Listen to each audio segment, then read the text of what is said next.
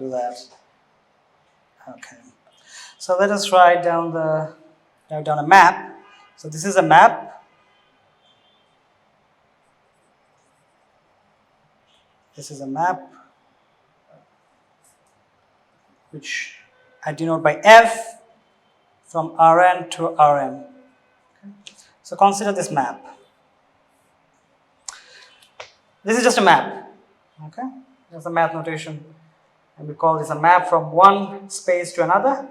So this is Rn means it's a real Euclidean space of dimension n. Okay, so and Rm is real Euclidean space of dimension m. That means there are n basis vectors in Rn and m basis vector in Rm. Okay, you can think of it in Cartesian terms if you want to visualize. So let us see what different values of n and m gives. So take n equals to 1 and m equals to 1. Okay. So then we call this thing a real valued function. So then this function becomes real to real. And we call this a real valued function of a real variable. Okay.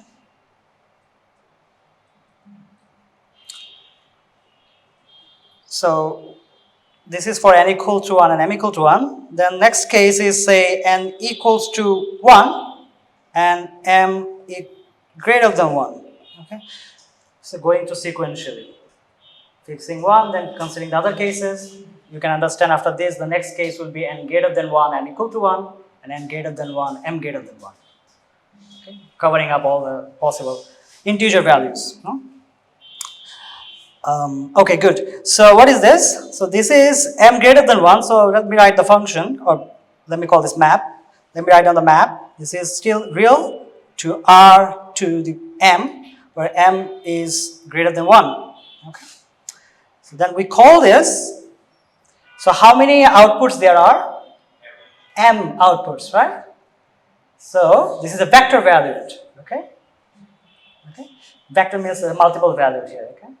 Instead of one single value, there's a multiple valued here, and it's a vector valued. Okay, I'm calling it a function or a map. We'll interchange the word function and map. Okay, I hope it's all right, sir. A vector valued function of a real variable. Okay.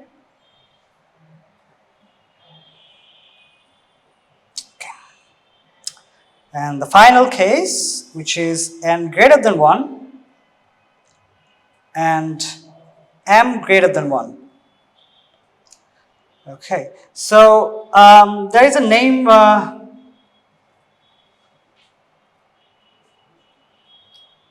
think, did I do n greater than 1? Oh, I didn't do, sorry, that's not the final case. I have to do, yeah, I'm sorry, thank you. I was just thinking I missed one, that is m equal to 1, right? Thank you. I missed it. Yeah. So that is actually, we have n inputs and there is only one output. Okay. So there is Rn to R. Okay. So you can just generalize the definition, or just by sequence you can say this is a real valued function of a vector variable. Okay. Because there are vector inputs out here. Okay. And we will call this a scalar field. Okay.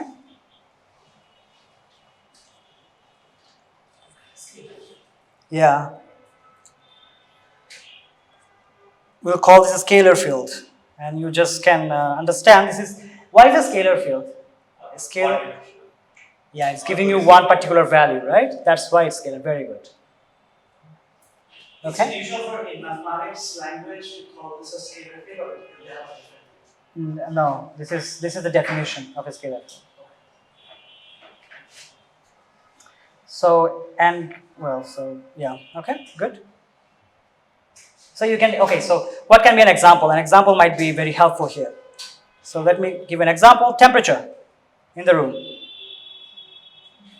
Why it's not, I think I'm going to the borders.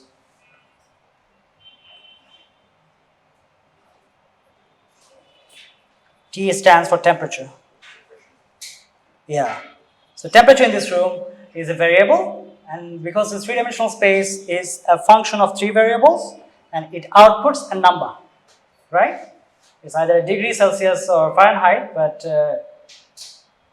it outputs a number. Temperature is an example of a field where it doesn't span the whole arc, but in the way that it's usually defined. I'm sorry? T, the temperature field, Yeah. is a number, the way we usually define it in physics. It doesn't span the whole of the real number. It is an absolute zero at some point. Yeah. However, it is actually R plus. There is even a technical problem with temperature being a field, a scalar field. Yeah, but he says that the codomain is R. So it can be a subset of R. Yeah. The codomain is R, but the image could be a proper subset of R. Yeah, but if in relativistic physics, the problem is that temperature is connected to energy. Energy is a zeroth component of a 4 vector, so it's not really a scalar. Thank you, sir.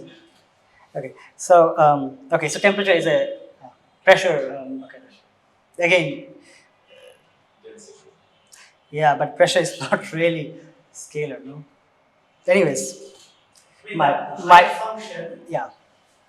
is in a topographical map is such a thing, right? R2 to Okay, so now we go to our final case. So the final case is n greater than 1 and m greater than 1. Okay, so how does it look like? This is in general n to rm. Okay, so this is, can anybody guess what this? Not in general. Not in general. In linear transformation, there is a linearity we have to impose. Not in general. Okay, so this is, if we had met one output as a scalar, if you have multiple outputs, what would you call it? If you have multiple components, instead of one component, you have multiple components. It's a vector. It's a vector. The vector field. It's a vector field. Okay. Any questions? Do you think the vector up there somewhere in one dimension? I remember we had one example was a vector. First one, the second one was a vector valued function. Yeah. So this is a vector field. It's a vector field. So essentially when the codomain is more than one dimension, that's where we have fields. Otherwise we have functions. So can I think of, say, the vector valued function as a kind of a curve, an infinite curve? Yeah. And potentially infinite curve. Yeah, a curve can be, yeah. On a curve you have this R. Yeah, but from curve, the n is going to be 1. N is going to be 1. He's saying probably Yeah, that's vector valued function, R2. N is 1, and of course I have to impose continuity and blah blah, which will come. Yeah, we will actually use that R, that thing. Curve Curve. on Euclidean space. So there is one thing that I wanted to mention. Whenever you say input and output, I have a small reservation about that. Okay. What you mean by inputs? Inputs, it's an n tuple. Each n tuple is an input. Right. So there is no such n inputs. In the domain, a point is an n. Right. So I don't think it's quite wise to call It's n inputs, because a point in the domain, your domain is the whole of Rn, and in Rn, a point is an n. Yeah. So possibly it takes maybe your domain is an open subset of R to the n, then you restrict your attention to those enters which belong to that open set of R to the n. Right. Do I make sense? I think what Hassan is saying, don't call it n inputs. It's one. A one n tuple is one input. Yeah. Okay. So I think I slipped out. Yeah. I shouldn't have said n inputs here. N tuples should be the best way of saying it. So each point is an in. Well. So possibly when you call a domain of R to the n, proper subsets, an open set of R to the n, you only pick up those intervals which belong to that open set. Right. So, yeah, an input is actually an interval.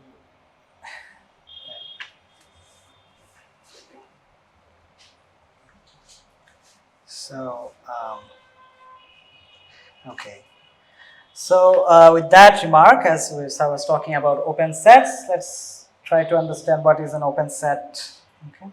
And what can be an example for vector fields? Magnetic field, no, electric field might be better. Why not? Why is it not magnetic field? Magnetic field is not. Because the velocity of the charge is low. Because it is not good with parity. It's not a good vector. Oh, you mean it's a pseudo vector? It's pseudo vector. Yeah. So. Okay. Yeah, So. Okay. So. All right. So in R, so let's talk about open sets. So examples. The simplest example is the wind velocity.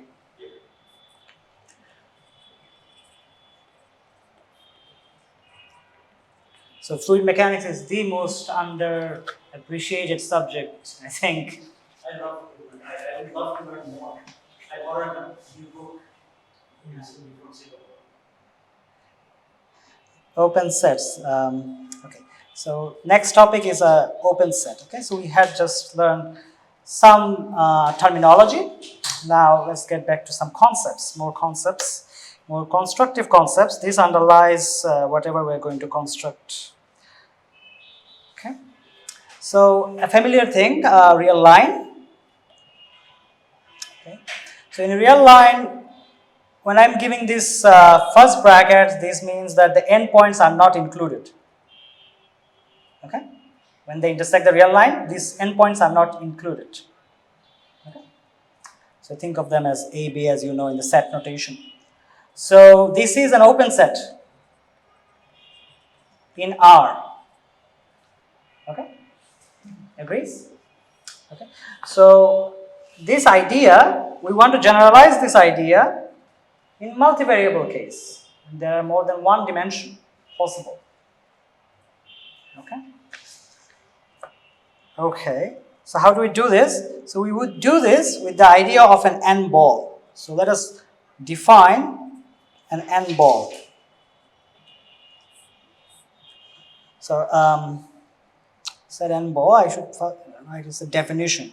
So whenever I'm going to write a definition, I'm going to write beside it definition. So n ball, and these definitions are not going to be very. I'm going to write symbolically, and I'm going to convey the idea. Okay, but still a definition. Okay, not going to be gory details as in the books. Let A be an element of Rn, that's an n tuple, and let take a real R, which is a positive real number. R plus means positive real number. Yeah, I can probably include 0, but I don't think you need. I don't think we. Okay, it's not. Positive numbers include 0, right? Yeah, it doesn't. Actually, I don't want to have 0 here, so I'm going to consider radius. So 0, because I'm going to write an inequality, and it won't make much sense if I write a 0. I mean, norm less. You'll see what I mean. Okay. So natural numbers, and I'm using the definition where people are not including 0 in the natural numbers. Okay, I'm using that definition. There is some debate. But you're discretizing. Aren't you discretizing? I'm discretizing. Yeah, very good. I should not be discretizing. Rationals are possible, right? Okay, so yeah, R plus, which means that. Okay, be made very explicit. Okay. I'm not sure about the symbol. I'm very sorry. I apologize. Sir, please, if you have any input, So yes. sometimes people write R slash superscript greater than 0. Okay, greater than 0. Okay, So that R is. superscript greater than 0. Yeah. This is what you want, I guess. Yeah. Yeah. Right. Yeah. Or sometimes R superscript cross As was probably a group. Yeah. Yeah. or R star. Yeah. So, so an N ball. This is the symbol for an N ball. Centered at A. Okay. This, so okay. So you see that I am giving a little bar under the letters. Some letters they mean vector. Okay. So do you understand this one? That A is in Rn. Why there is a vector there? Because in Rn, any element of Rn should have n components, right? N tuples. And also, why this is why I haven't given a bar under the R? Or it's a number. Yeah, it's one dimensional. Very good. Yeah. Please speak out if you have any. Yeah. Any questions? Please speak out. I have a question.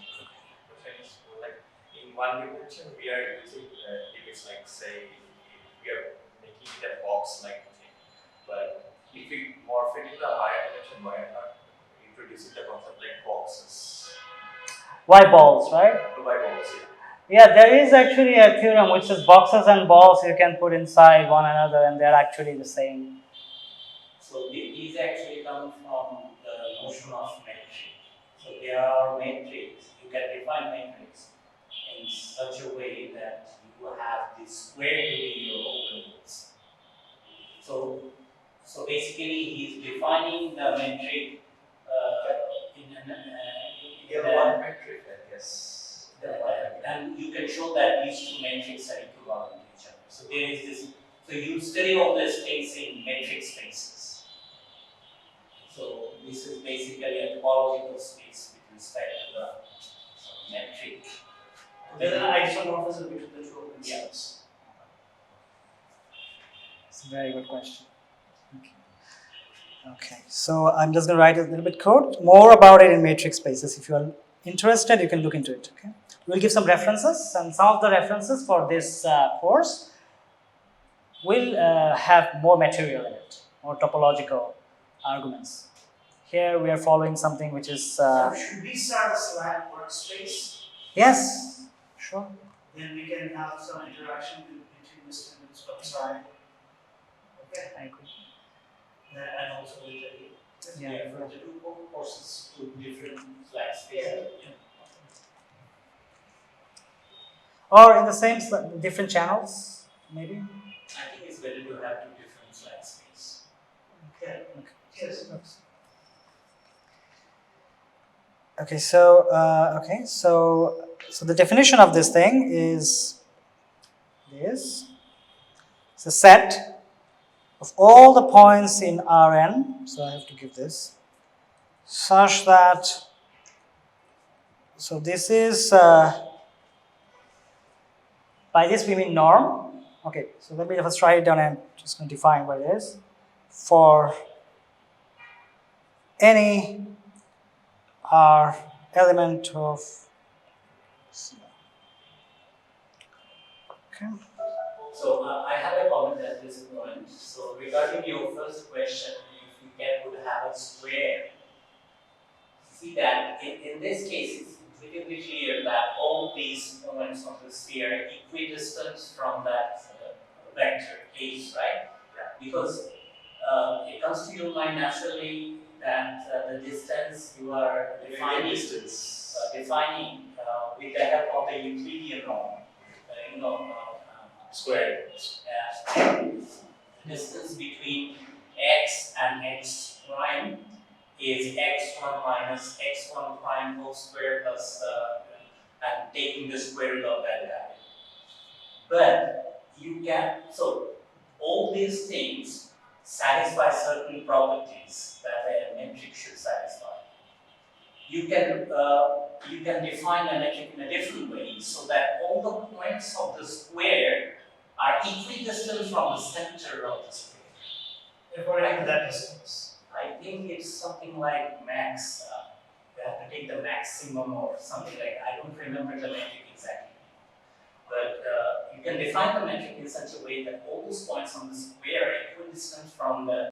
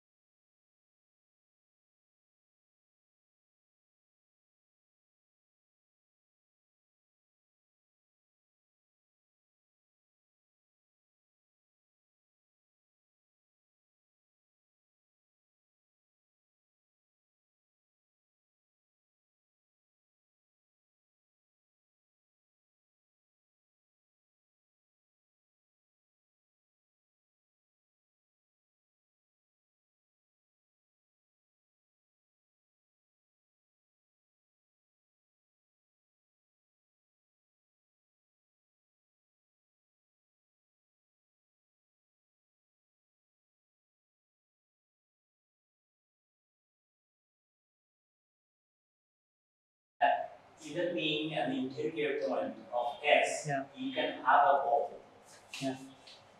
that can go beyond S. Does that violate this definition that it is an interior point? It doesn't. It doesn't, because Why doesn't it? That is this question. yeah, because the definition says that all the points of the ball must be contained in S. No, the definition says that there exists. There exists. This is very important. There exists, not for all balls. And it's not for all balls. You're saying for all balls. Yes. That is not the. There exists a ball. So it fails for the boundary point because you cannot find a ball with that property on the boundary. Your definition said that if A is called an interior point of S, if there is an open ball, there exists. Yeah. So It's this is not that for all open balls. not all open balls, right? That's true. If you just find one ball, That's enough. That's good enough. Yeah. So he asked a very good question. Yeah. Basically related to mathematical logic. Yeah. So if there exists one. Yeah.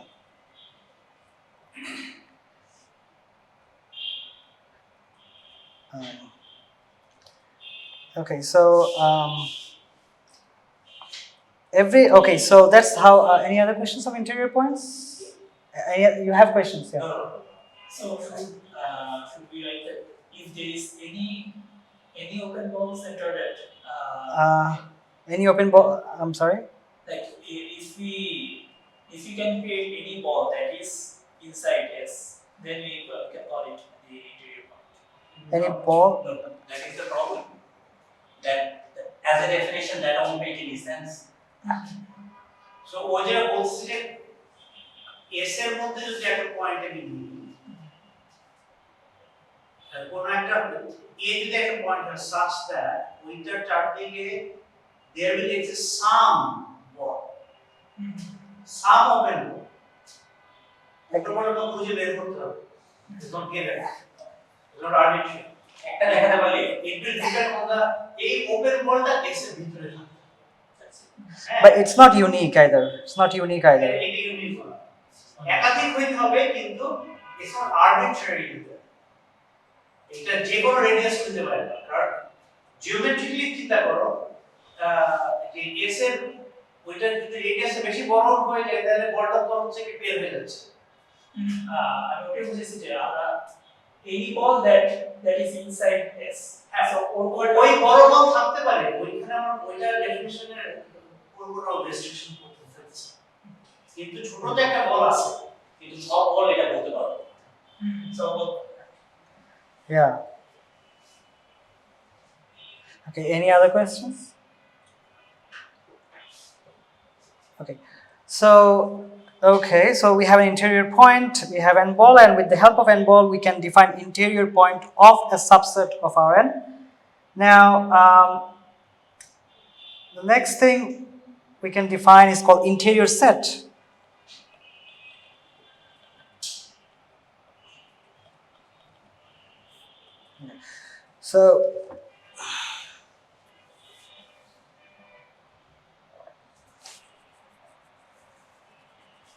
So the definition, this is again a definition. What is an interior set? So let me write it down in terms of a set. See if so this must be an element of S such that Bn a R is contained in S.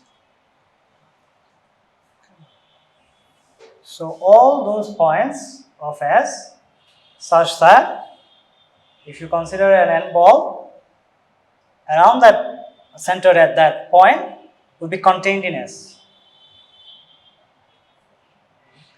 So contained in S. I think I should give a bar there. So it is a collection of all the interior points.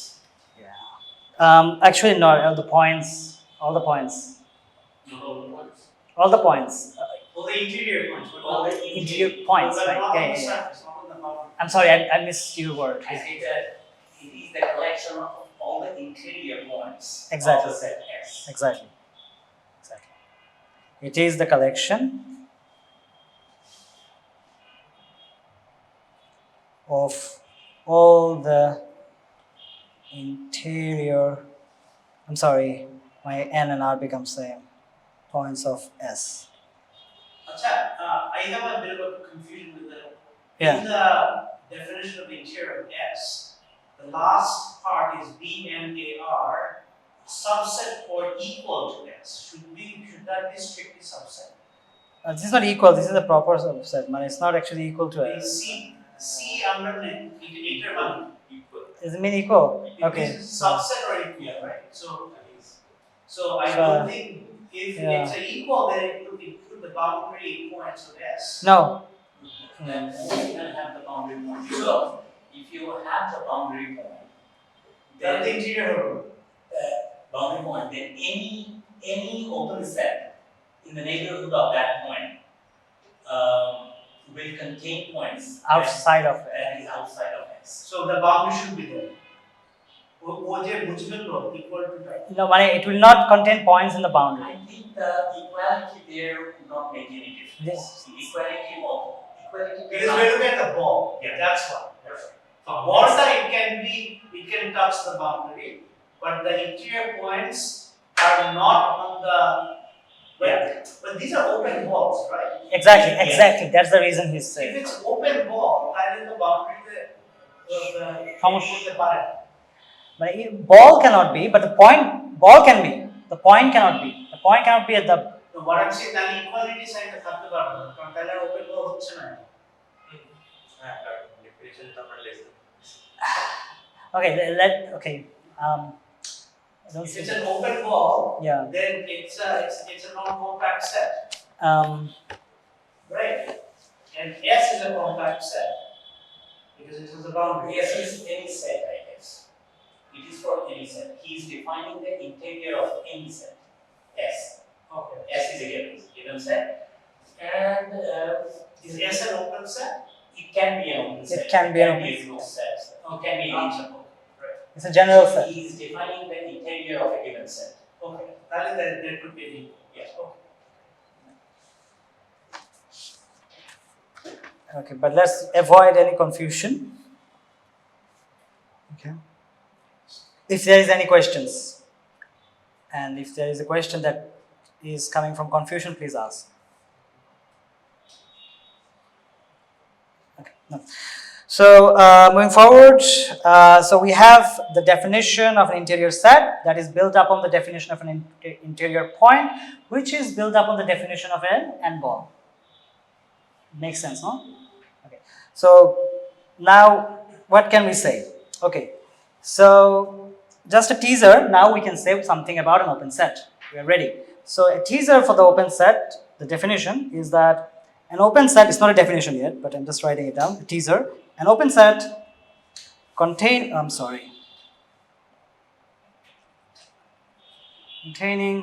a point A is sometimes called a neighborhood of A. Okay. Neighborhood of A. Sometimes you would hear this word neighborhood. So this is tied down with the concept of an open set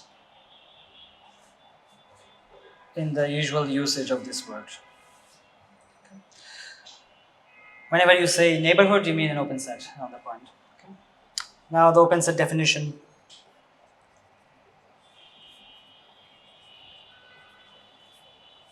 So what was the neighborhood of the open set? I haven't defined what an open set is, right? I haven't defined. So think of it as a real line. So you have a point, a real line. That's good.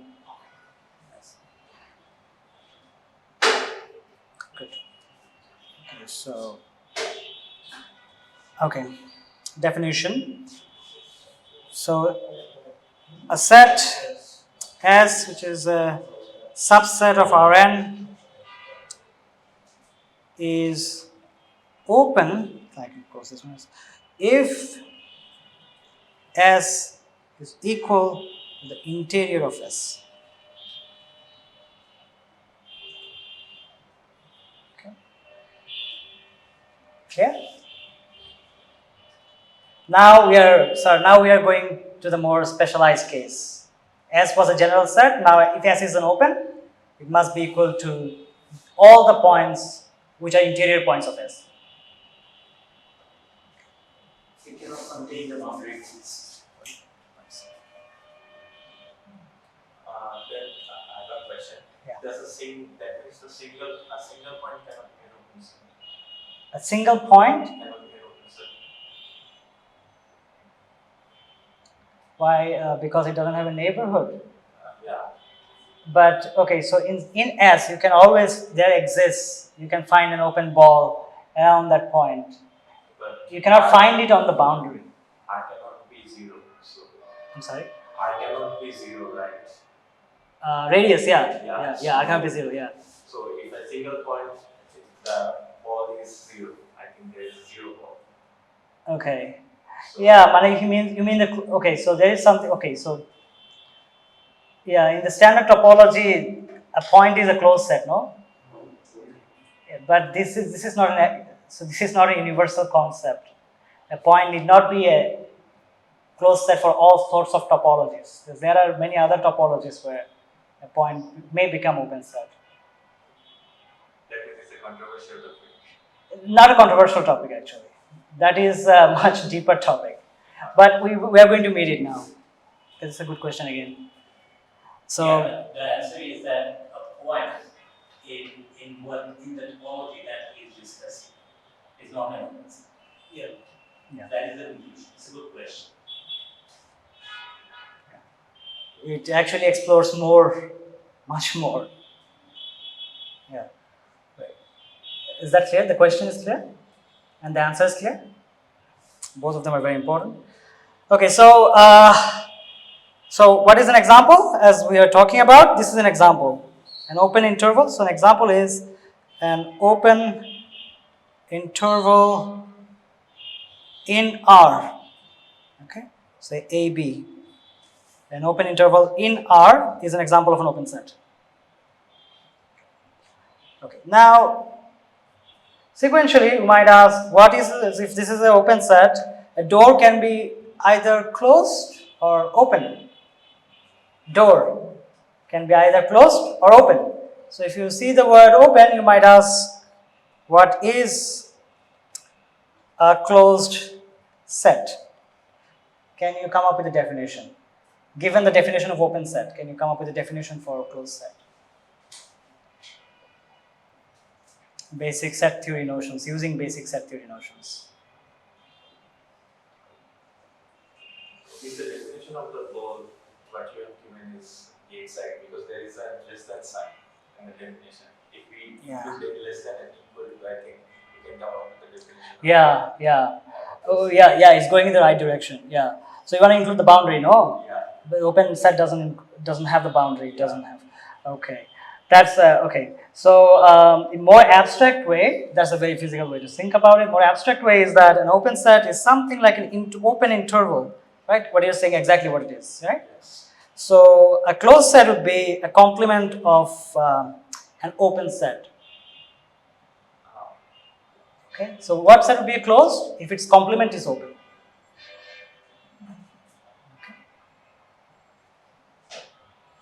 So what is a closed set? Closed set is such a set whose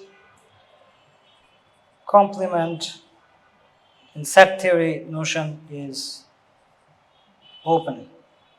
An example, again using the real line, 0, 1.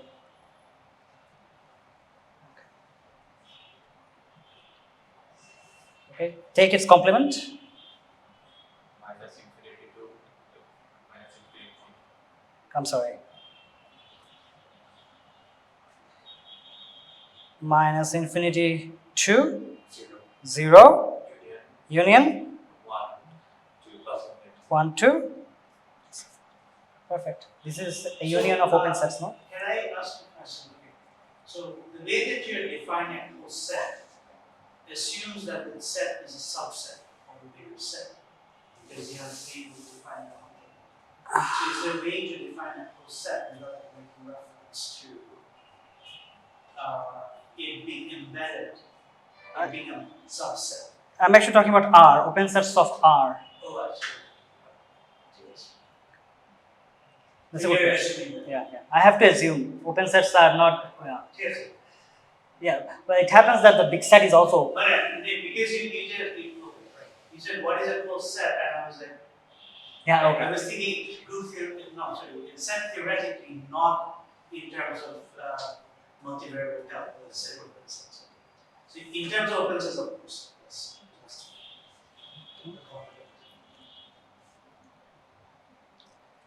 Okay, how about 1,2? This is a set, no? Is this open or closed? One side. Okay, first of all, is this open? Is this an open set? Can I call it an open set? Let's look at the definition of an open set. Can I have boundary points or endpoints in my open set? I cannot. So this cannot be, because it includes one of the boundary points, one of the either or both. It cannot be an open set from the definition. Now, next is to In other words, if I choose the point 1, I can never find an open ball of any radius. exactly at the point 1. We contain entirely within 1 point. Yeah, exactly. So this failure guarantees that it is not a open set. That's the best way to There think. is another point. You were asking us to think of an open interval when visualizing an open set, right? Yeah. But in the previous case, when you were taking the complement of 0, 1, it is the union of the open sets. Sorry, it is the union of two open intervals being an open set. Yeah. So could you say something about the union of open intervals being open enough? Yeah. Didn't mention this. I didn't mention this. Yeah. So it's not just so. Whenever we have open set, we just don't think of only open intervals. Yeah. It is the union of any collection of Yeah. open intervals that will give us an open set. Any collection, possibly uncountable. Because you can prove that any union is still an open interval, right? So just look at these two open sets. No matter which point you choose from this set, you can always find an open ball contained in this set. That's right, right?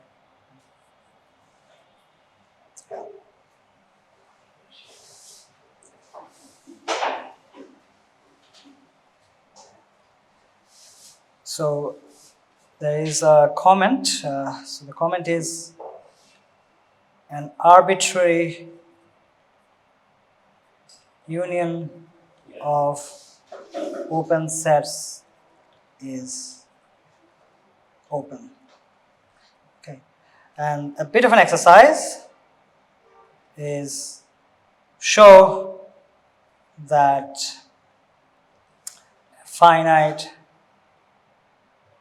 intersection of open sets is open. Yeah, that's a very good exercise. So, can any of you suggest how the proof can go by? When we need to show or prove that something is open, what do I need to open for? So I have to pick up an arbitrary point from the set and show that there exists an open ball that is entirely contained in that set. Right? So I have to take an arbitrary point from this finite intersection of open sets.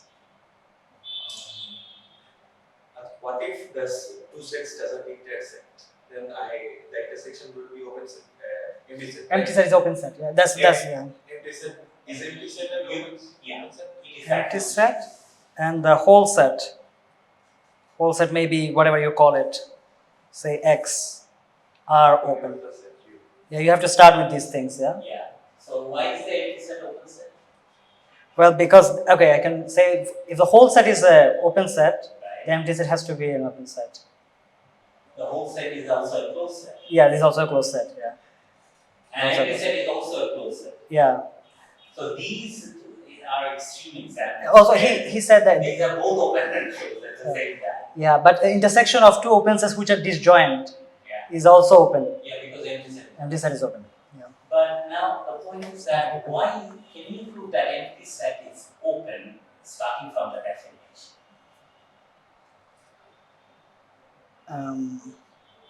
What does the definition ask you to show? That for every point you're going to have an open ball that is contained in the set. There is no point there. How can you verify? Such situations are called vacuously true. Yeah. It's called vacuously true. Yeah.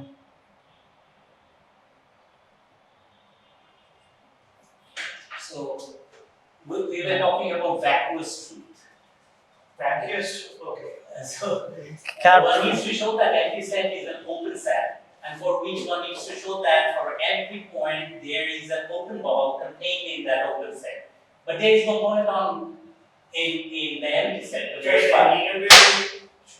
You're getting too fast for me. So for empty, to prove that empty set is an open set, one has to prove that for every point in that set, one can find a ball that is contained in that set. But there's no point. There is no point. So you cannot verify it. So it's vacuously true. Yeah. Vacuous and true. I've never heard of this word. Yeah, because you cannot prove. So this is important in mathematics, I think. When you go to prove something, you have to know if you can prove it. Undecidability in mathematics fascinates me.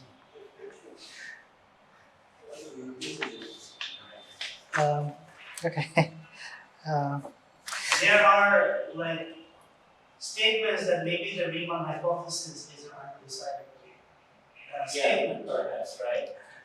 Yeah, maybe. Okay. People don't believe it, but there is a possibility. People say maybe. Well, there must must be proof for that as well, no? No. Oh, yeah, There exactly. must be proof for that. There should be a proof of that. It is such a high level statement that it's very hard to prove. Yeah. High level undecidable statements. Okay, let's get back to Earth. Okay, so this half open or half closed interval is not open and it's not closed either. Okay, so why is not closed? Take its complement.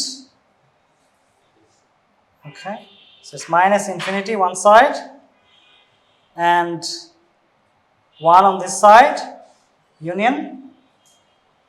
What is the complement? Sorry. 2 to I'm sorry, yeah. Okay, so this is not, again, it's not open. So this is an example which is neither open nor closed. Okay, so our doors must be either open or closed. This is by Moncrief. This analogy is by Moncrief. Door can only be open or closed, but sets can be. Both dead and alive. Yeah, actually, yes. Example is given by Sir, X and phi. On a whole set and empty set. They are both open and they are called clopens. They're both open and closed. Okay? And yeah. Okay. Okay, very good. Well, the thing can be actually changed if you include an infinity here. Then, so if I had one infinity, what about this? What's the complement of this?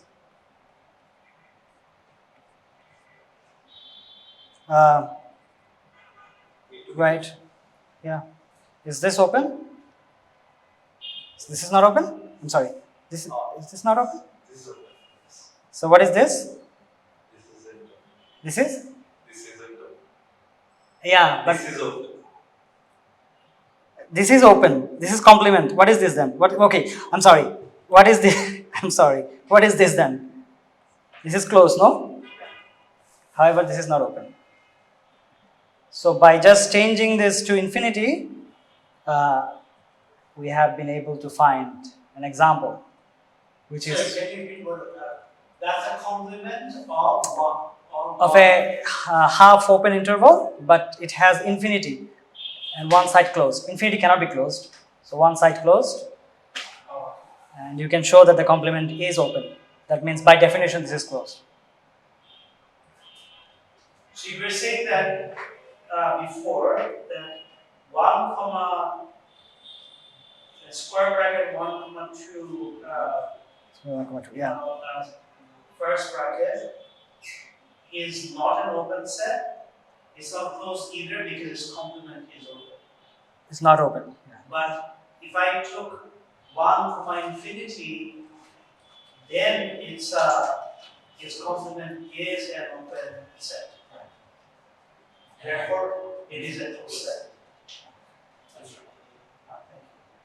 We define closed set by saying that if its complement is not open. Is open. So I want to add this confusion. In mathematics and logic, a backwards truth is a conditional or universal statement. A universal statement that can be converted to a conditional statement. That is true because the antecedent cannot be satisfied. For example, the statement all cell phones in the room are turned off will be true when no cell phones are in the room. Exactly. Okay, so that's actually true that empty set is an open set. This is always a trivially true statement. Yeah, physicists use everything. Physicists use trivial too easily. Yeah, it is trivial in many different senses. Yeah. Yeah, that was even trivial. Yeah. Okay. So, okay. Moving on. So another example, but now a multiple example. Yeah. So here the example that you showed there that it is closed because its complement is open. Right. But is it can we say similar things vice versa? Yeah. For this case, I mean it's this set is closed. So this is an open set, no? This is an open. You take its complement, and if you find it closed, then it's an open set. Okay. The complement of a complement is a horizontal set, right? Yeah. Just basic set theory, I think.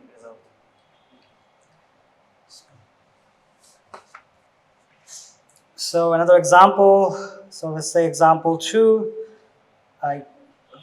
Maybe example 3. So the example 1 was this one. So this is example 1. This is example 2. All this class of discussion was example 2, and this is example 3. So this is a multivariable example. Say a 2-ball. Okay. So I may define S to be equal to this 2-ball. Okay.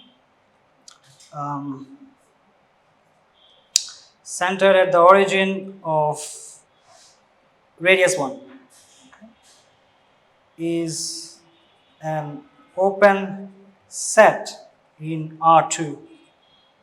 Okay. So how do you see this? So this is an example of an open set in the multivariable situation. So how can you see this? Okay, so this is your ball. So let me just call this S because I already defined it. And as I was saying that there exists balls around every interior point such that it is contained within this set.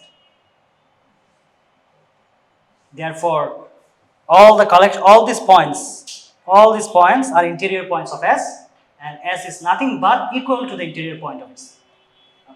So I guess these are good exercises for us to do, right? To prove these things. Yeah, yeah. Yeah, but I would suggest a more constructive way Yeah. from the definition. So pick up an aim point from this ball, suppose. And what would be the coordinate of that point? Cartesian coordinate. So P comma Q. Yeah. And then one needs to construct explicitly a ball that is contained in that. Then you are done proving that. Right. So that Exactly. we use the Euclidean distance. Yeah. Yeah. So that would be an exercise. So of radius epsilon, I don't know. So you have to explicitly find that radius for which that will be contained. Yeah. There exists an epsilon such that this is So what contained. would that epsilon in terms of the coordinates of that point and the radius of that? I think having these exercises and doing them is very important because So let me they call may this. seem very trivial, but This you being a actually tuple? learn a different way of thinking. Just take the problem. There is Yeah. nothing trivial in mathematics. Only vacuous. Well, x plus y equal to 0 has trivial solution. X equal to 0, y equal to 0. Yeah, I'm not ready to call it trivial because it's worth doing everything. Yeah, In but mathematics. In mathematics, it's zero, but not trivial. Yeah. In mathematics, it's worth doing everything. Trust me. yeah. Don't rush to the conclusion. Okay, yeah. Well, we have to prove See the it. probability. I'm sorry. Yeah. Find In my classes, the worst students are not the ones who for any point don't know anything. in They're S, the ones who know this S. so much, or they know what they know comes in the way of them learning. Yes, that's right. So I think that's what you're trying to say. Yeah, exactly. You know, however trivial the statement seems to be, make sure you work it out. You can That's very important in mathematics. Yeah, you have to show that this is trivial, no? Well, Can you just like tell me, maybe give us a statement of the exercise? Yeah, for any point in S, find an a two ball centered at that point of some radius epsilon. So there exists, find this. So there exists, find that epsilon. But basically this is the problem. and in the Euclidean space R to the n, you're always taking the Euclidean norm, right? Right. Euclidean Yeah. distance. Once and for all. This is the square of those coordinates, square root. Right. So the ball definition is So for P in S, find a two ball. BP. epsilon. I have to change the notation. Is an element of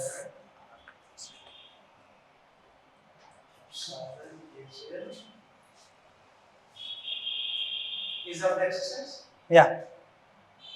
Find that there exists such a ball with this radius around that point, any arbitrary point. So this is any point. This is an arbitrary point in S, such that And S being any? S is the set. This is the definition of S.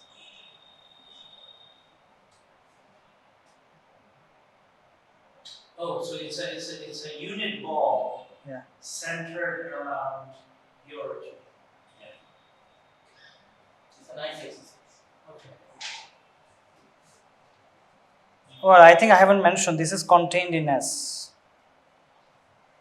Yeah, that's what you need to prove. That's what you have to prove. Find such that find a two ball. Can you be a bit more clear about the statement? Yes. Yeah, find a two ball such that No, you're not saying two ball. Yeah. Find a two ball. epsilon such that this is contained.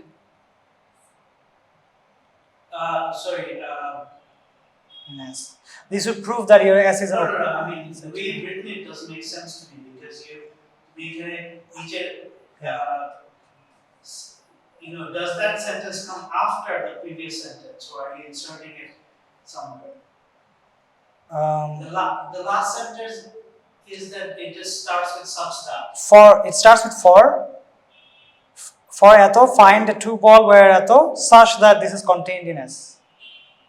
There's a full stop after the first. I'm sorry. After R. I'm sorry, yeah, I'm sorry. I was not looking into it, sorry. For some reason. It's a very good question. Shouldn't be a full stop. That's okay. I mean, I'm just confused. Yeah, there should be. I'm sorry. I should not have. I edited later. Sorry. Okay, so okay. You need to find that x.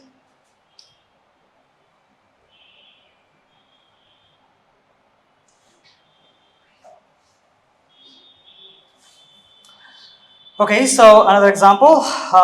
So I'm going to sketch 1 minus square root of p1 square plus p2 square. one. I'm sorry. Anything less than 1 minus Yeah. square root of p1 square plus p2 square.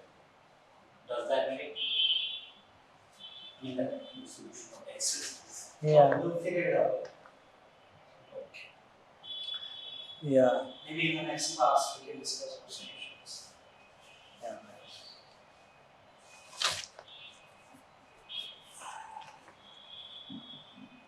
Sorry.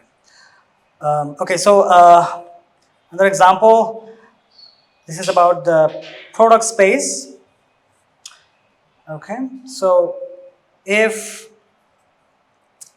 A1 is a subset of R, okay, so R1 means R, and A2 is a subset, is also a subset of R, but okay, is another subset of R, okay, a different subset of R. Then A1 times A2, the Cartesian product, okay, will be an open set in R2. When you want A1 to be open in R, right? Right. A1, if these are open, I'm sorry, I should be, yeah, these have to be open. Are open, then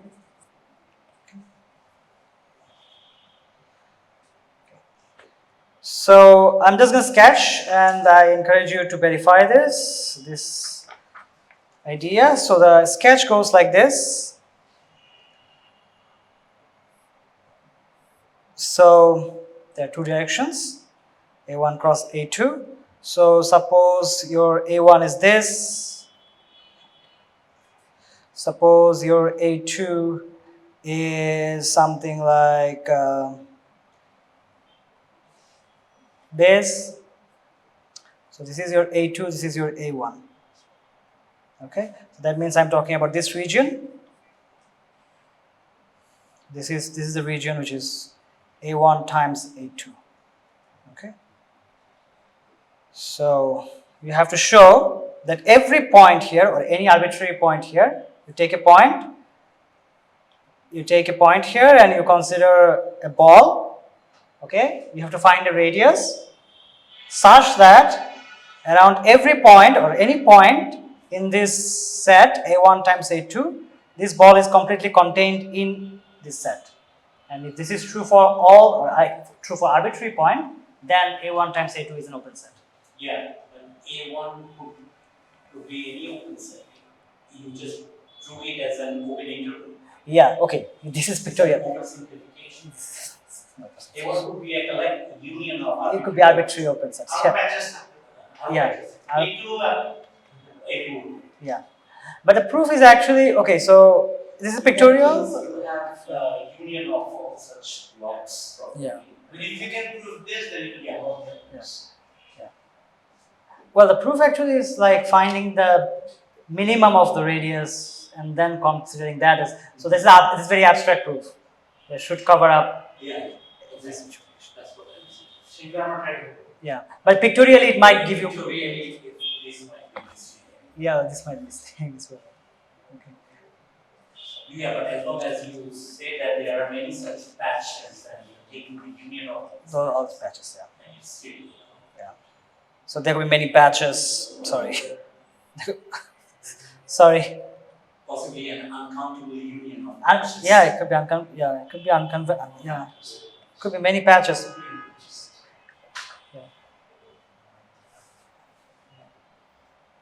Okay. But you can start with the simplest one. This is the simplest, probably this is the simplest one, I think. One open set in each of them, but then you can go on having more open sets. I think there's an example like A1 and open interval, then immediately after A1 I start an open interval. I'm sorry? And an example could be like an open interval A1 and immediately after A1. A1. Yeah. Like say if I have an interval here to here and then start an open interval at that point. But okay, you want me to, but this is a union, right? Yeah. A1 could be a union of these two. Yeah, he's saying disjoint, he's talking about disjoint unions. Like, So you mean the open intervals are overlapping? Yeah. what he's saying that we're considering this, how about an open interval like this? Okay. Yeah, Then- that's what Then you have to consider, Those boundary, those intervals could be on the same point, right? The end point of that and right. oh, Yeah. these two. yeah. Yeah. Okay. But that will be, okay, so but that's not, these are actually not boundary. These are open. That is not, Right. The- So there could be between those two intervals there could be one point. yeah, you can have other unions here. Like minus infinity to 1, 1 to infinity. That just excludes the One. point 1. Yeah, that's what he's saying. That is still an open set. That's Yeah. you can have patches. I think for this problem, one could proceed in the following way. So one has to pick up an arbitrary point of A1 cross A2. Let me denote the coordinate as x comma y. So one has to find an open ball centered at that point that is entirely contained in A1 cross A2. And that open ball could possibly be expressed as, because x is in A1 and y is in A2, by the openness of A1, one can find a ball in A1 centered about that point x, and one can also find an open ball centered at the point y. And then you have to merge these two data to find that open ball in A1 cross A. I think that's the Yes, that- straightforward and mathematical way to prove it.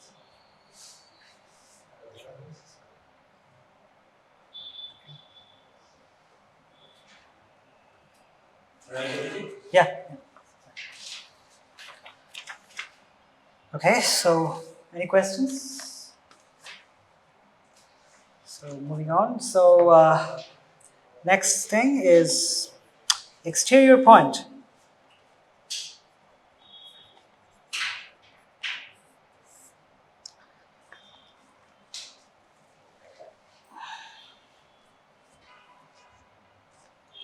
So what is an exterior point? Well, a point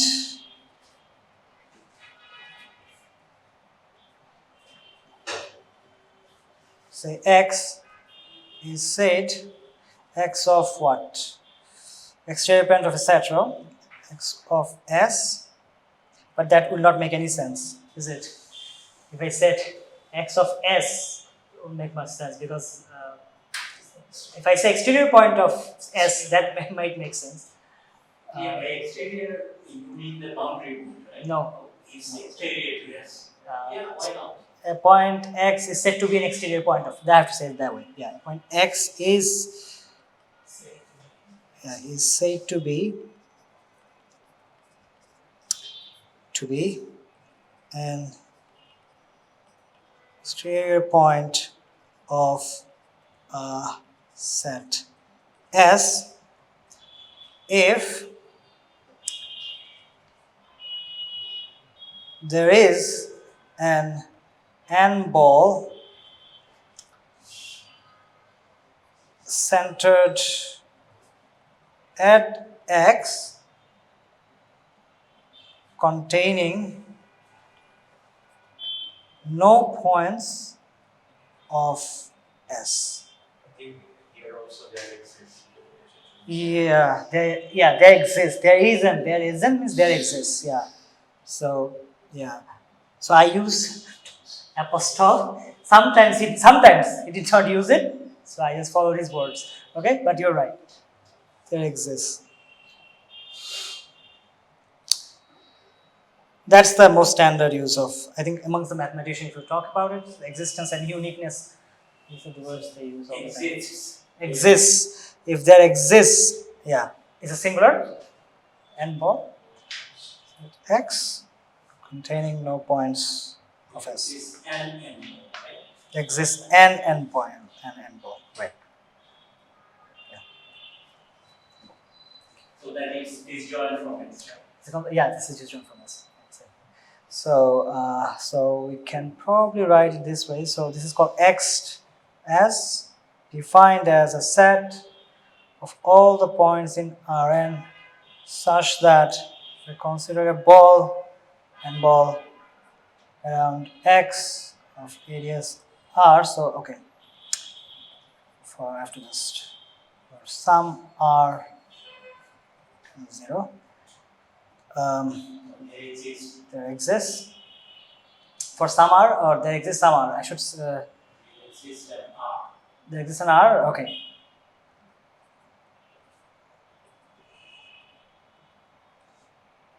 I was about to say the ball was there exists, but there exists an R, which makes sense. R such that the ball and ball centered at X of radius R is not contained in S. Or you could write it like BNXR intersection S It's equal to empty N. set, empty set. Yeah, I was almost thinking about it. I forgot about this.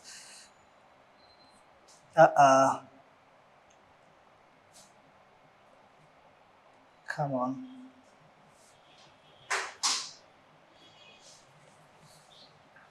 Yeah, that's pretty precise. Yeah. For all those points, okay, around which you can consider a ball, which is an open set, which does not have any intersection with set S. That means they are causally disconnected. There is no time in mathematics. That's the main difference between physicists and mathematicians. It's a parameter, right? Sorry? It's a parameter. Time is just a parameter. Well, you guys don't have Lorentzian manifolds. You guys don't care about Lorentzian manifolds. There is no parameter in the Whenever you have a curve, that's fine, right? and yeah, the parameterization of Like he's talking about the sign, the key sign difference. ব্যাপার হচ্ছে কি তোমরা যখন ম্যাথমেটিশিয়ানরা টাইমকে parameter দাও ফিজিসিস্টরা টাইমকে একটা dimension দাও That's true. That's true. That's quite different thing. That's quite different. আর computer সায়েন্টিস্টরা টাইমকে ডিসক্রিটাইজ করে steps Quantum mechanics. Path integrals. Path integrals say. Quantum mechanics is more mathematical, right? Yeah. In that sense, yeah. But quantum mechanics, quantum field theory, isn't it? Yeah. When quantum field theory, it's a parameter, but quantum field theory, both, the field is defined on a Lorentzian manner. Okay, so keep that. Whereas in quantum mechanics, Yeah. the T is a parameter, but X, Y, and Z, Yeah. they are weird because they're also observables. Yeah. Anyway, let's get back to mathematics. Yeah. Yes, sir. Yeah. Okay, so that's the case for exterior point, and now the case for boundary point.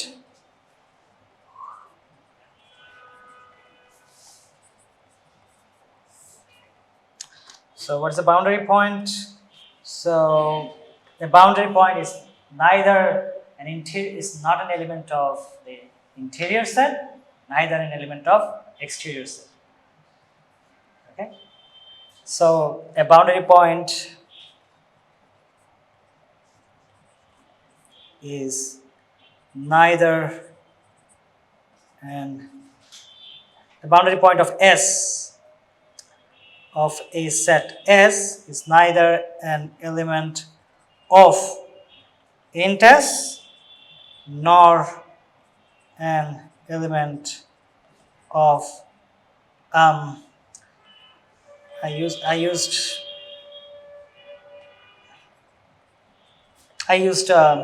lowercase letter. Forgive me for that. Here, could just make it bigger. Okay. So yeah. Okay. So boundary. There could be a boundary set. A set which is made out of the points, which are the boundary points. So let's denote it by this.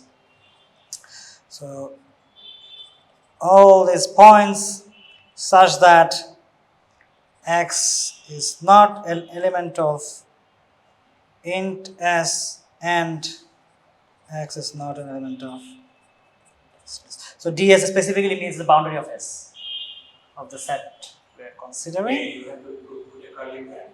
I'm sorry. Yeah. Yeah.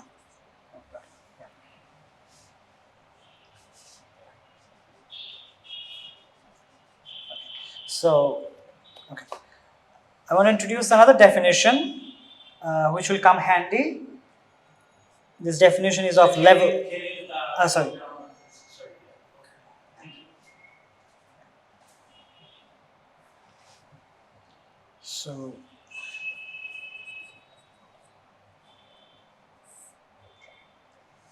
about level set. Any questions about boundary set? So this is boundary set. I haven't said it, but this is a boundary set. Boundary set of S.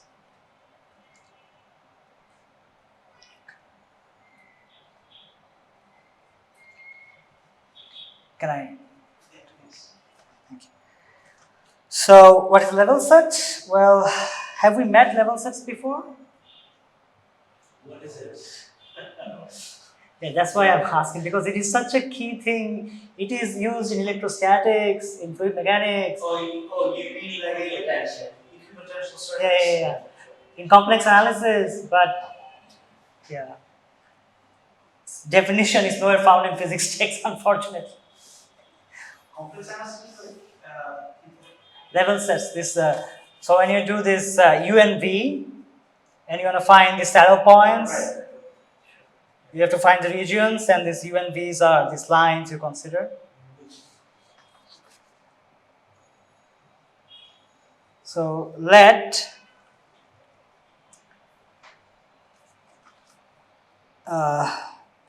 I'm sorry, F. I hope I would get better with this one. F be a scalar field on S. Okay, so S is what we some set. Okay, so a subset of our N. F be a scalar field. Do you remember what is a scalar field? It's a function on a set. From Rn to R. Scalar field is it supposed to be subset of R, not R to R10? From Rn to R. It's actually scalar field on. So okay, so what is this F? F is actually S is actually taking S, not total Rn. S is a subset of Rn, taking that to R. It's a good question here. That's what it means by be a scalar field on. This is what it means by. You mean Rn? Yeah. Oh, R. You mean R. Yeah. Then it should be a map. It's a map. Yeah, it's a scalar field. That's what it. Yeah, it's a scalar field. A map also. Scalar field. That's how we define the scalar field, right? Scalar field is a map. Yeah. So in the bracket, that's what he's saying. F is a map from S to R, where S is a subset of R. Electric field is a map as well. We are not. If I am coming from physics, fields are usually taught in physics. Taina sir. Electric field is not a scalar. It's not a scale. It's a vector field, but whatever the shika ashi number field ke it's a regions. Mathematical definition is very defined. It's a region, right? It's a problem. Sorry. So scalar field on okay, and so with the let is still working. With the let C is some real number. This is some real number. Then the level set of this scalar field f, okay, is defined by is equal to x element of Rn such that f of x is equal to c. Okay.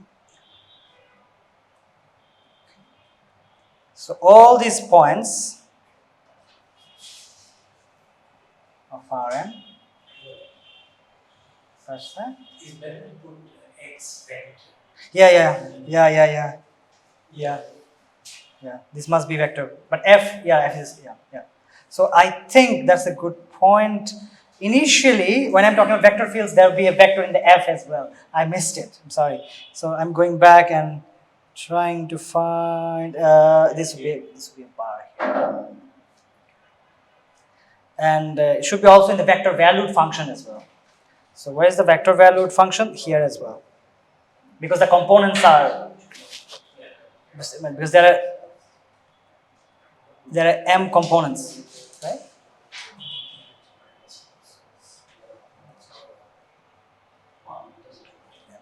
So this actually goes to this. Okay.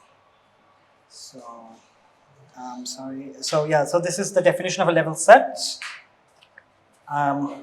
So let us look at an example.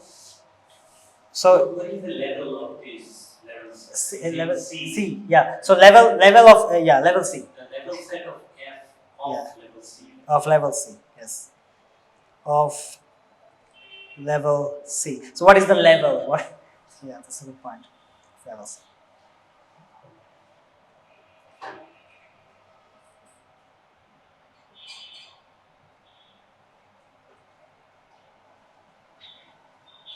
So an example, let us have a scalar field. Okay. These are coordinates now. Tuples. Explicitly writing the tuples. X square plus y square. Okay. And now let us choose, this is scalar field. Choose C is equal to 1. So then it's what we call S1. Okay, S1 is called a unit circle. So all these points,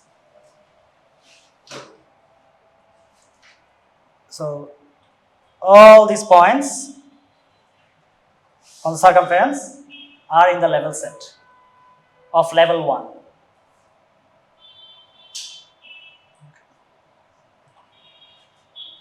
So you can imagine the equipotential surfaces are this way.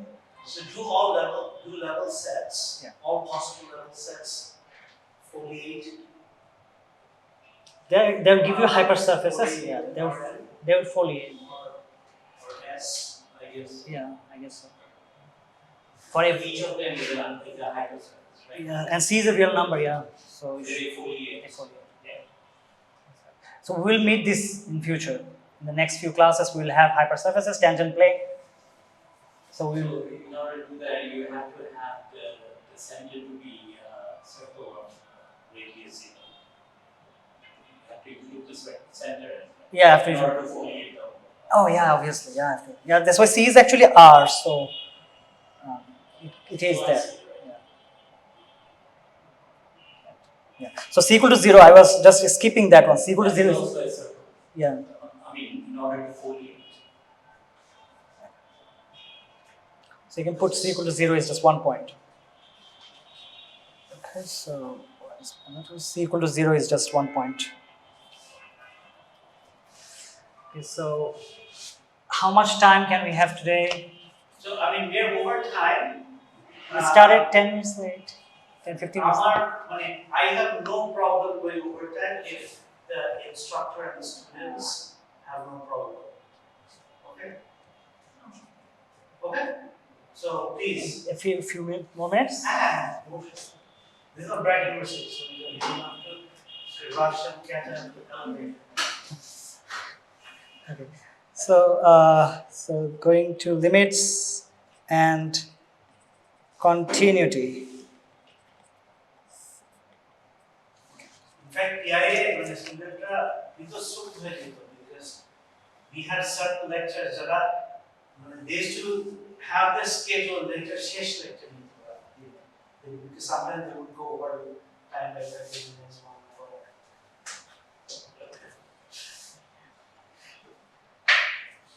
Yeah.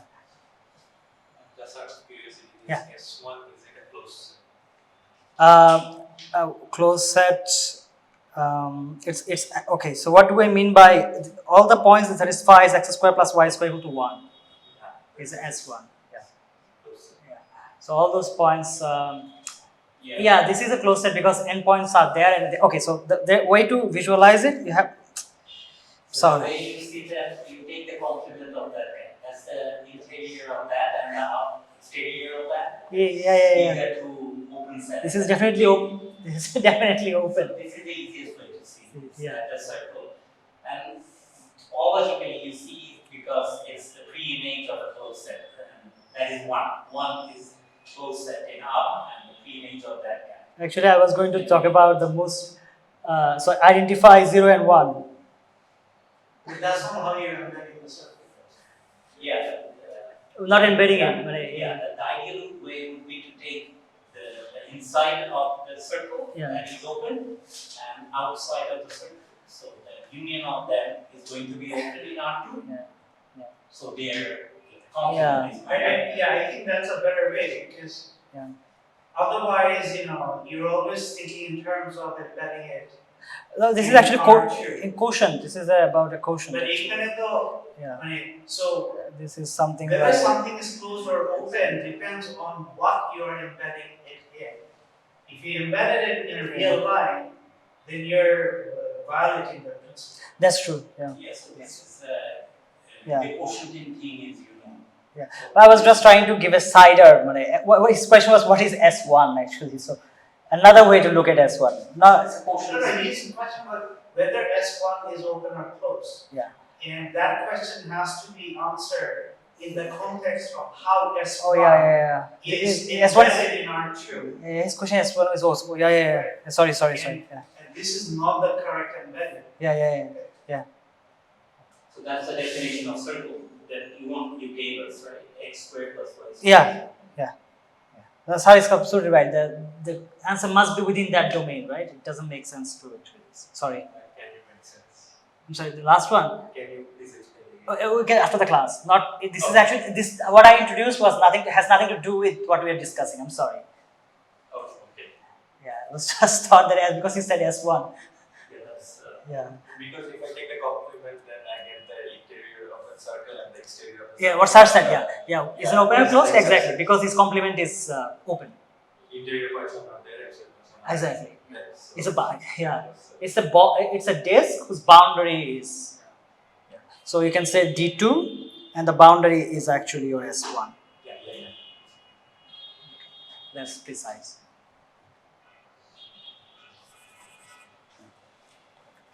So okay, so limits and continuities. So let It's a two-ball, right? The interior is a two-ball. interior is yes, exactly. So let F subset of Rn possibly equal goes to Rm. So what is this? This is something vector field. And if A is an element of Rn and B is an element of Rn, we write limit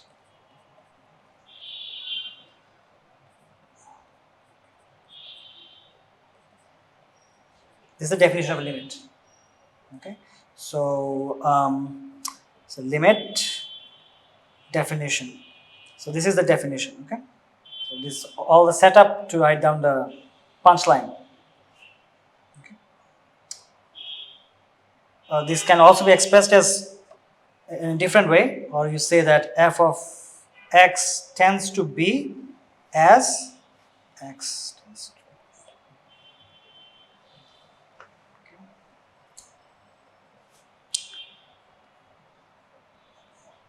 So for the definition of limit,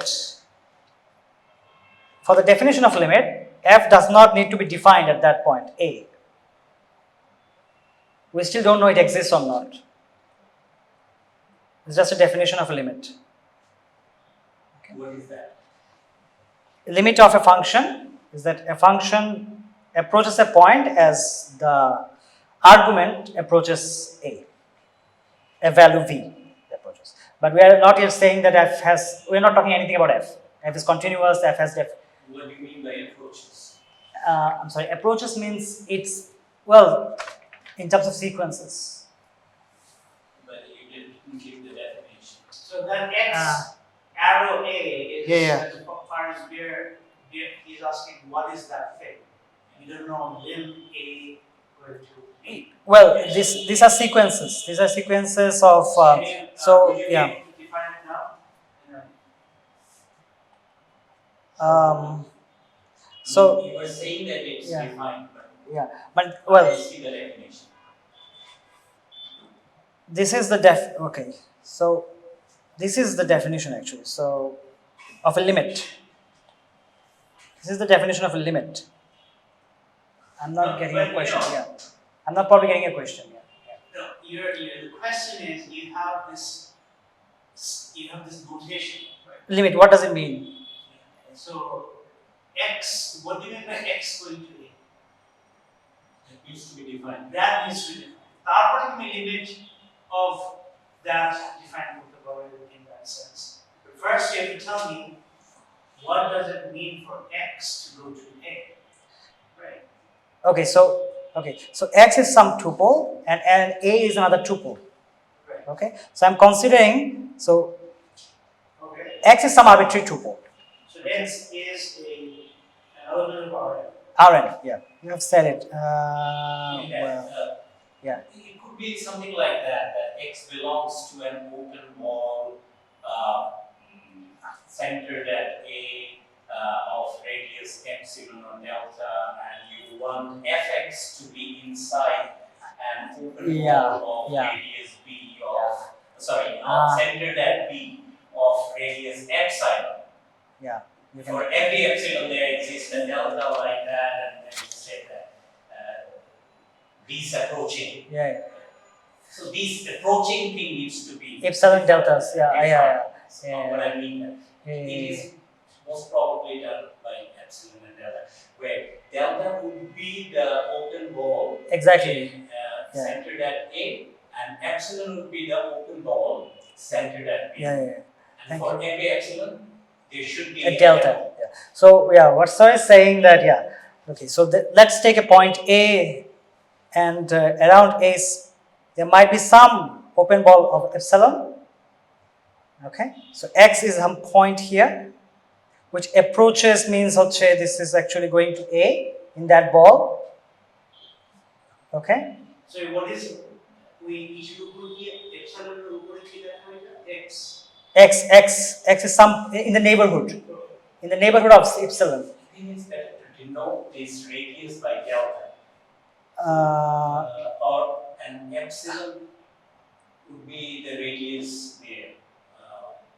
Yeah, the convention, right? The convention. Delta, epsilon, delta, which one comes? Delta comes first, is it? You're saying the delta comes first and epsilon is the later one. Yeah. I'm sorry. So that's the convention. But you can always do that. Yeah. Vice versa. No. So it's a plus delta less than x, a minus delta, something. When that you are restricting you're focusing on the real line, but we don't want. Yeah. We have to have like So in the real, so in the real line we have this, and so in the ball you'd have. So you write x belongs to B. Some b centered at a with some delta. Yeah, right. This is x vector. Yeah. So still I want to write down that one-dimensional thing so that they can see 1D case, maybe they're familiar with that one. A minus delta x a plus delta. Delta. Not that everything is. Yeah, but in order to confirm that with that, you should write delta over 2. Yeah. I mean that in order to align these. I'm sorry, delta over what? Delta over 2, that means make the radius to be, so the diameter. Oh no, I think you are right. So that's the same, right? It's 2 delta. 2 delta is the diameter. That's correct. Yeah, so yeah, okay. So this is okay. So that yeah. So now x can approach A because x is in that ball, so it approaches A.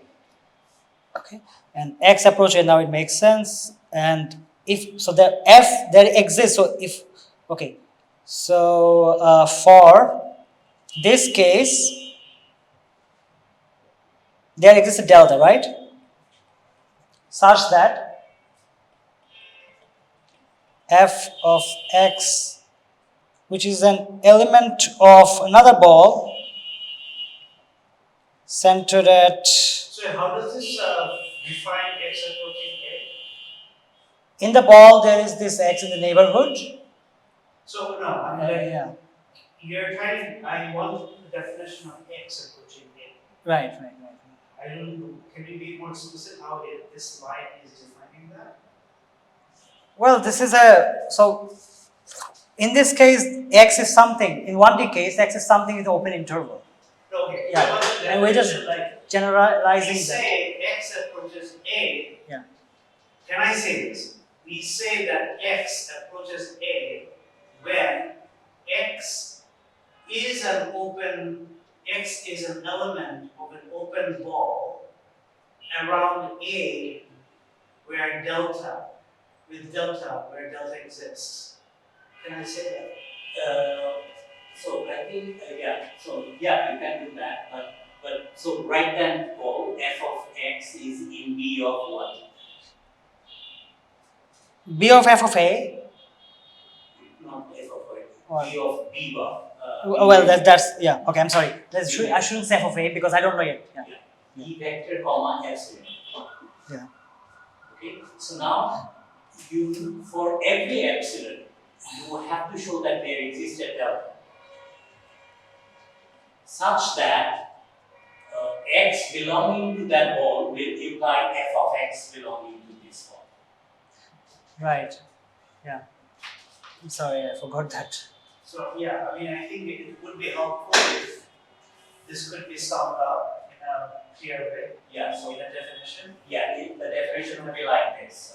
So for every epsilon positive, there exists a delta positive such that x belonging to that open ball will imply f of x belongs to that open ball. Okay, and what does that define? That defines the limit. Yeah, but limit. The limited argument, I have to understand how x approaches A. I don't understand that. So whenever you can find such a delta, That defines it. That x approaches Yeah. A. Yes. whenever you can find. So finding this delta is important. Yeah. And delta depends on certain things. Delta depends on epsilon. Right. Delta depends on x as well, I guess. Yeah. I have a question. For example, for when we talk about the linear case, when we say that x is approaching A, we say that it can be from the left side or the right side, and the delta is very infinitesimal Yeah. value. As you by that we mean that x is approaching A, and their difference is very Exactly. very small. Yeah. Very small. Yeah. So for example, if for this ball case, which direction are we approaching from, and Exactly the same. and All how- direction. Exactly. all direction. Yeah, all direction. Exactly. Because you are talking about 1D. That's why Sir was saying that this is misleading because it's just 1D. In multivariable, you have all these directions. So that's why you have to consider a ball. A ball is the radius is just like everywhere, no? So it's everywhere you can approach that. So the center is A and their So that's where the word radius is very that's where the neighborhood comes in. That's the word where the neighborhood delta defines the neighborhood. I think it will be an instructive exercise to calculate the limit for a specific case where one needs to find such delta explicitly in terms of epsilon. So such that sometimes you may find delta to be epsilon over 3 or sometimes like epsilon over 5. That does the trick and Yeah. then you prove that. Maybe maybe the Slack channel we can post some of this. Yeah, so There will be some like we want there to be 3 like assignments bi-weekly, but there should be a list of exercises that one tries oneself. So we can for the Slack channel do that. Yeah. So by the way, Abhijeet, how was it done in Apostol? Is He it done didn't the way know. I was saying? No, well, the reason is that he's doing the second volume based on the first volume. So he didn't do anything. He just went on to define the limit. Yeah, Apostle Bodhisattva? but the definition is missing. Yeah, The definition. I recall. The moment you asked the question, the moment I realized that the definition was missing, once you know it, Yeah. So the definition itself is missing. it's missing the definition. I'm sorry. That is completely me. I should have considered that. Sorry about that. So I'd love to know how Apostle. I think we have to look at this first single variable one. Then he must have defined it. But multivariable case, he should be defining it in general for a ball. In single variable, there is no way to define it for a ball. So it's the radius that we have to find. Yeah. Delta and epsilon are the radius. Right? Yeah. For every radius epsilon, one has to be able to. No. Yeah. For Yeah. every radius Epsilon. one has to find the radius delta. Delta. Yeah. Right. So, that must be. Is it what you were asking? No, I mean, I have to think about it. It seems like there are 2 things here under consideration. One is A approaching B. Yeah. That is one thing. The other one thing is the limit. A approaches B যখন আপনি বলবেন তখন তো you are confining A to be inside a ball centered at B. ওইরকমই ঘটনা। হ্যাঁ, ওইটা বুঝছি, but and there's also this delta, but there should be some notion of infinitesimals or smallness. That was never mentioned. That was delta is epsilon. In terms of ball যখন বলছে তখন বলছে যে এটা যত কাছে যাবে ওইটা ওই So corresponding my problem is that there's a lot of symbols here, but it's not being explicitly said that you're going nearness. And when you say nearness, you have to say you have to use definition of metric. Yeah. And those things এখানে উঁচু আছে, but they are not হয়তো maybe they're included in the definition of ball. The ball, exactly. The ball. But the smallness was not something that is I see here. You have to, okay, so I think clearer way is this way. If I say this, if I say, Is delta going to 0? if I say this in the limit, well, what the limit means in this case, in the ball you have to consider, where x tends to a, so this way, the ball here is actually shrinking around a, and therefore this also shrinking. This f of x is also shrinking. So yeah, I mean, I have problem the way that this is Okay. phrased. this is phrased. It just seems like we did statement mash up করে বলা হচ্ছে জিনিসপত্র. I'm a physicist, but when I learn mathematics, it has to be extremely like, logical and clear. আমার এখানে মনে হচ্ছে যে limit definition A approaching B এর মধ্যে there should be somewhere a specification where delta is small, or delta is going to 0 or something, and I don't see that.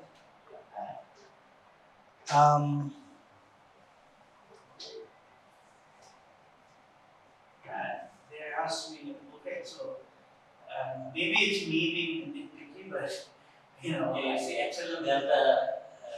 but this is my job. Epsilon To be delta. nitpicky. Well, here though A is not approaching B, I mean that X X is is approaching A and f of X is approaching B. Right. Uh, প্রথমটা বুঝলে পরেরটা বুঝে but if X is approaching A, that means delta is approaching 0. yeah. That's probably what you're pointing at. have an approach, so you cannot define one approach by. But now, what does it mean by approach? What, no, no, sorry. No. Well, difference between x minus a. yeah, that goes to the norm is good. What do we mean by approach is the norm going to 0 in terms of balls. Okay. Okay, I think what I would request the instructor is that before the next class, Yeah. Okay. you prepare like a formal definition for this, which unpacks. Yeah, but okay. And Yeah. also a couple of examples, right? Yeah. Yeah. And maybe the examples, if you set up a Slack group, you can post those in Slack. Yeah, but I will also say that there is enough to work out. And for every epsilon there exists a delta. Yeah. এটার মধ্যে কি বোঝায় আছে আছে ওই যে nearness এর issue Yeah. এটার মধ্যে আছে I think the explicit examples one need to work out so that. What is a good reference for this course? Well, yeah most of the You're saying a person who doesn't define. I don't think. I think calculus on calculus one calculus on manifolds. Let us give calculus on manifolds. So I think though that's also something we need for our Slack group. I guess Manifolds for calculus on manifolds for Spivak. We will send it in Spivak is right. Spivak. Yeah. And we are following. This is for some nuances. This is for some nuance. Very nice, very good definitions. Okay, but we are following. We're primarily following the book of